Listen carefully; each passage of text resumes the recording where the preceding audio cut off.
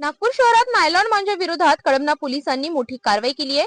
शासनाने प्रतिबंधित केलेला नायलॉन मांजा विक्रीसाठी बाळगणाऱ्या तरुणावर कळमना पोलीस ठाण्यात गुन्हा दाखल करण्यात आलाय। या कार्यवाहीत तब्बल 80,000 रुपयांचा नायलॉन मांजा जप्त करण्यात आलाय।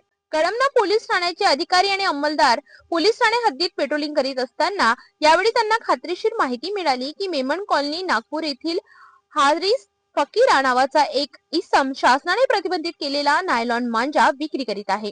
मिळालेल्या माहितीच्या आधारे कळमना पोलिसांनी मेमन कॉलनीतील जकात बिल्डिंग परिसरात पंचासमक्ष छापा टाकला। छाप्यादरम्यान एक इसम प्लास्टिकचे पोते घेऊन उभा असल्याचे आढळून आले। ताब्यात घेतल्यानंतर त्याने आपले नाव हारिस इरफान फकीरा वय वर्ष 19 राहणार मेमन कॉलनी असे सांगितले। त्याच्या जवळील पांढऱ्या रंगाच्या प्लास्टिकच्या बोरेची झडती घेतली असता त्यामध्ये मोनोकाइट फायटर लेबल असलेल्या शासनाने प्रतिबंधित केलेला नायलॉन मांजा आढळून आला। एकूण 40 चक्र्या अंदाजे 80,000 रुपये किमतीचा नायलॉन मांजा पोलिसांनी जप्त केला। या प्रकरणी आरोपी विरुद्ध भारतीय न्याय संहितेच्या कलमांअंतर्गत तसेच पर्यावरण संरक्षण अधिनियम 1986 च्या कलम 5 आणि 15 अंतर्गत कळमना पोलीस ठाण्यात गुन्हा दाखल करण्यात आलाय। तपास पथकासह कळमना गाव हद्दीमध्ये आम्ही पेट्रोलिंग करत होतो।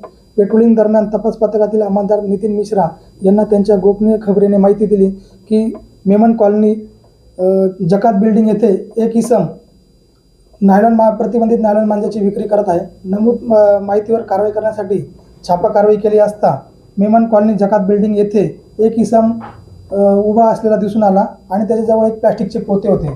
नमूद व्यक्तीची व प्लास्टिक पोत्याची झडती घेतली असता इसम नामे हारिस इरफान फकीरा वय 20 वर्ष राहणार मेमन कॉलनी जकात बिल्डिंग कामठी रोड याच्या ताब्यातील प्लास्टिकच्या बोरीमध्ये एकूण 40 कोन नायलॉन मांजा मोनोकाइट फायटर लेबल असलेला प्रतिबंधित नायलॉन मांजा मिळून आलेला आहे। एकूण 80,000 रुपयाचा मुद्देमाल त्याच्याकडनं जप्त करण्यात आलेला आहे।